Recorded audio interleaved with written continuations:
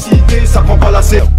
Gros, je vois tout comme Fico. Wesh les kiffs, j'espère que tu vas bien. Ouais, c'est vendredi, généralement début du week-end, vous avez des choses qui sont prévues, donc je vais pas te faire de longue intro et on commence directement l'actualité. Voilà l'équipe, j'espère que vous allez bien. Bon, pour commencer, on va parler de Rof, car il y a quelques jours, on a vu qu'il a fait un concert à Bercy, qui était vraiment légendaire, et qui était, complet pour le coup. Et on a vu qu'il y avait beaucoup de légendes qui sont venues sur scène, dont, Safiou, Demon One, Dry, Big Ali. Il y avait vraiment beaucoup de personnes qui sont venues. Et il a laissé un message, à son fils. Et ça, c'est ce qu'on a vu. Il l'a laissé sur scène. Et il vient de le remettre sur Twitter en disant... Grand moment avec mon fils aîné à l'Accor Arena sur la chanson qui lui est dédiée. Fiston, big up. Et merci Jimmy Sissoko. Et il a mis un emoji qui salue. Donc ouais, et c'est un passage qui était vraiment touchant et que je vous ai partagé en vidéo. Et en parlant de Rof, il est passé en interview sur la chaîne de Trace Musique avec le légendaire Mystique. Et dedans, ils sont revenus sur des choses de sa carrière et ils ont parlé du documentaire qu'ils ont fait sur DJ Medji, dont il n'était pas d'accord, tu vois. Et il a expliqué qu'il voulait aucun documentaire le jour où il se passe quelque chose de son côté. C'est un passage qui est en train de tourner et je voulais vous le partager. Pour ceux qui l'ont pas vu, regardez. Et je vous mets l'interview en description. Le jour où Dieu me rappelle à lui, le jour où voilà, le plus loin possible, Inch'Allah. Que Dieu me prête longue vie pour voir mes enfants grandir, et voir tes petits-enfants. Et que je puisse leur apporter tout mon soutien. Amin. Je veux pas de documentaire sur moi. Ah mais tu le dis. Mais... Je veux pas de livres sur moi. Faites des prières pour moi. Tout ce cinéma-là, c'est pas pour moi. Moi, je manque pas de reconnaissance, alors dans ma tombe, encore moi. T'as capté? Mais de toute façon, les gens... On ne fait pas semblant d'être croyants. Les gens, alors oui, on a nos défauts. Attention, je suis pas parfait. Je suis pas parfait. D'accord? Je suis pas en train de te dire, ouais, le gars, il est quand même dans la musique, etc. Non. Mais sur ce point-là, c'est essentiel. Moi, je veux qu'on laisse personne faire un documentaire sur moi. De toute façon, cette vidéo, elle va marquer cette vidéo publiquement que tu ne veux pas de documentaire à ta mort. Mettez-la de côté. Les médias sont aussi composés d'humains qui s'identifient aux artistes. Et je ne pense pas que tous les journalistes, les pigistes arrivent à s'identifier à Rof. Après, je sais qu'il y en a qui apprécient mon travail artistique. Et voilà, il y a des gens qui sont amoureux des proses, des figures de style, des métaphores, de l'écriture, des messages universels, etc. Et ça, je sais qu'il y en a pas mal dans mes albums. Et je veille à ce qu'il y en ait. Ensuite, ça, je m'y attendais pas du tout. Et pour le coup, je vous avoue que je suis dégoûté. Il y a la chaîne de Bouscapé qui a été supprimée. Et je sais pas ce qui s'est passé. Est-ce que c'est quelque chose en interne ou alors un problème avec YouTube? Je sais pas du tout. Mais il y a tous les freestyles, toutes les interviews, toutes ces choses-là, tu vois, des classiques qui étaient dans le rap français, qui ont été supprimés. Donc ouais, dites-moi dans les commentaires ce que vous en pensez. Et à mon avis, j'espère que ça va être réglé, tu vois. Il doit y avoir une raison à ça. C'est un truc de ouf. Ils avaient des millions d'abonnés, donc je pense qu'ils n'ont pas été supprimés pour rien, tu vois. Ou alors, comme je vous ai dit, c'est un problème interne. Dites-moi ce que vous en pensez. Mais ouais, pour le coup, je suis un petit peu dégoûté. Il y a vraiment beaucoup de freestyle et d'interviews qu'on pourra plus revoir, quoi. C'est un truc de ouf. Ensuite, il y a une émission CKO, enfin CKO, puisque oui, il faut que je le prononce façon anglais. Il y a des personnes qui vont m'avoir dans les commentaires, et qui ont sorti une émission hors série en fait, entre Balou, Chris Iconic et Jari. Et dedans, ils ont parlé des rappeurs à la Fashion Week. Et c'est un passage qui a pas mal tourné. Et il y a le roi Enoch qui a commenté semi-P. Et t'as capté ce qu'il a voulu dire. Et on peut voir qu'en gros, Balou il disait les rappeurs et la Fashion Week, votre avis. Et il a publié cette vidéo. Et toi tu penses que les rappeurs devraient pas faire la Fashion Week? Parce que moi ça me dérange pas hein. En fait, parce que déjà à l'époque ceux qui le faisaient, en fait, juste, il y en a, ça se voit ils sont déguisés. Ah oui ok d'accord. Il y en a, je les regarde, ils sont déguisés. On dirait qu'ils le font parce que c'est le truc du moment. Il y en a, A$AP Rocky, je trouvais ça normal qu'il fasse la Fashion Week. Ça se voit, genre tu me disais à l'époque Cameron il aurait fait la Fashion Week. Cameron par exemple quand il avait la fourrure rose, c'est la Fashion Week. Voilà. Il était à la Fashion Week. Ça totalement je comprends, c'est leur délire, c'est cohérent, ils représentent le swag comme il disait le truc.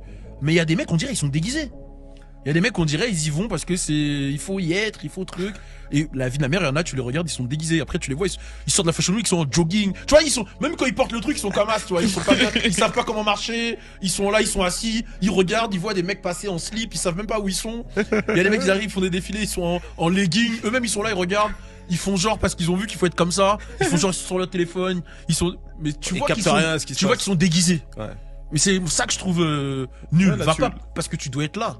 Va parce que t'es passionné par un truc. C'est là, ça revient aux mêmes gens qui vont au premier rang de NBA Paris et qui regardent le match et qui savent même pas ce qui se passe. Ils crient ouah but. Gros, va pas parce qu'il faut être là, va parce que tu kiffes. C'est ça une culture, c'est tu fais un truc parce que tu kiffes. Ouais. Va pas parce qu'il faut être là pour ton image, pour ton truc, parce qu'au final ça va se voir. Ensuite l'équipe, comme on est vendredi, il y a eu toutes les sorties, dont également plusieurs interviews. Et dans cette vidéo, il y aura plusieurs extraits, c'est juste pour le préciser.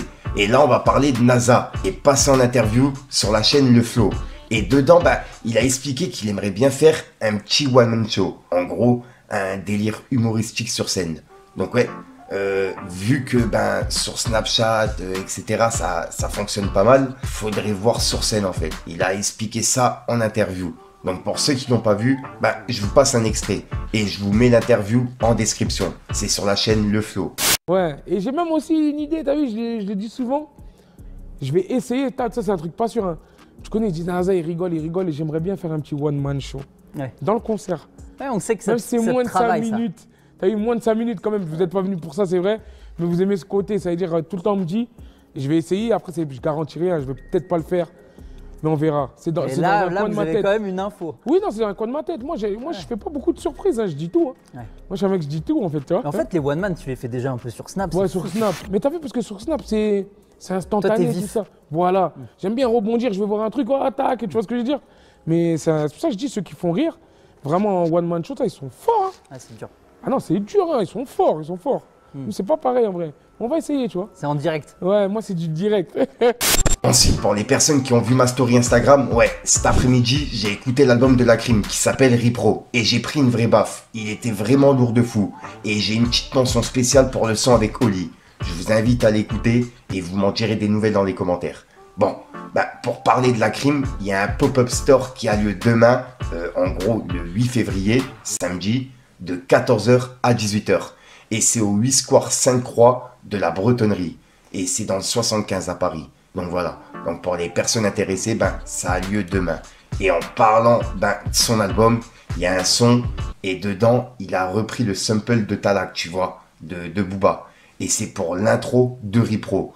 Et il y a Booba qui vient de le remettre en story. Donc voilà, donc il a validé cette intro de son album. Et pour continuer du côté de Lacrim, il est passé en interview avec Mehdi Maizi pour le code. Et il a parlé justement de son album et de ce qui s'est passé entre temps sur sa carrière, etc. Tu vois. Et je voulais justement vous partager un extrait. Pour les personnes qui n'ont pas vu, regardez. Justement, si on parle de Repro, le nouveau, le dernier, bien sûr. Le premier morceau c'est Salazar. Ok. Et il y a la prod. Ouais.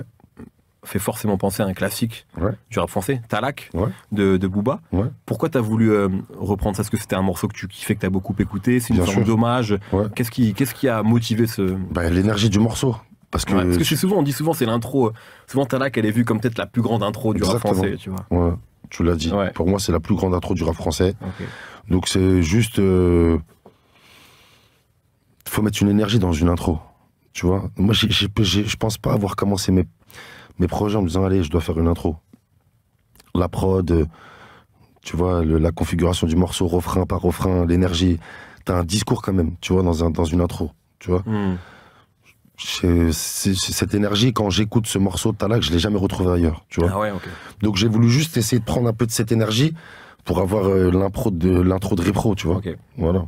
Ça fait partie des morceaux que tu as beaucoup écouté. Ouais, ça de aussi, fou, c'est un classique de fou. Ouais, c'est un classique. C'est un classique de fou. Il y a tout dans le morceau. Ouais. Il y a tout. Et même finalement, il y a même le côté, tu sais, avec la voix off, comme dans Talak, que tu reprends aussi.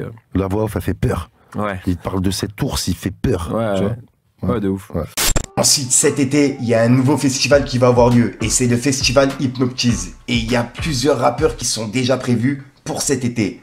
Pour le 13 et le 14 juin, on aura Booba, Joker, Laylo, Leto, Vald et Meryl. Et il y a d'autres personnes qui devraient arriver. Et pour la date du 5 au 6 septembre, à Bordeaux, il y aura Booba, Leto, SCH, Vald, Favé, Jola Green et Maureen. Et d'autres personnes qui devraient arriver. Donc en gros, il y a Booba sur les 2 dates. Et on a pu voir que Booba, il sera avec Vald. Et il y a une autre date de Booba avec SCH. Et en parlant de ça, Booba, il a réagi en disant « Snitchinini, il va nous ramener le GIGN encore, flemme. » Et il a mis les 2 stories directement. Donc il a partagé l'info. Donc ouais, il y a un concert, enfin un festival, un nouveau festival qui aura lieu à Lyon et Bordeaux. Donc pour les personnes intéressées, je vous en reparlerai en vidéo. Donc voilà l'équipe, c'est tout pour cette petite vidéo actu. Comme d'hab, n'hésite pas à mettre un petit pouce bleu pour soutenir les référencements et à me dire ce que t'en penses dans les commentaires. Et comme d'hab, si t'as pas envie de mettre un commentaire, tu mets un 2, 1, 3, puis voilà, c'est juste pour référencement. Et oui, puis juste comme d'hab, cette petite outro, tu vas la retrouver en fin de vidéo dans plusieurs vidéos. Comme ça m'évite de devoir tourner en dernière minute. Généralement, je termine mes actualités vers 11h30. Donc le temps de la publier, etc., c'est vraiment compliqué pour tourner. Donc voilà l'équipe. Sinon, si jamais t'as de l'actualité, je te mets tous mes réseaux à l'écran. Tu vois, il y a Instagram, Snapchat, etc. Et puis je pourrais en parler en vidéo. Sinon, je te dis à soir pour une nouvelle crochante, une nouvelle vidéo et une nouvelle exclue. Ouais. J'étais en train de réfléchir à ma phrase là. Je me rappelais plus c'était quoi cette phrase là. Alors que je l'ai dit sur 2500 vidéos. Enfin bref, peace le game.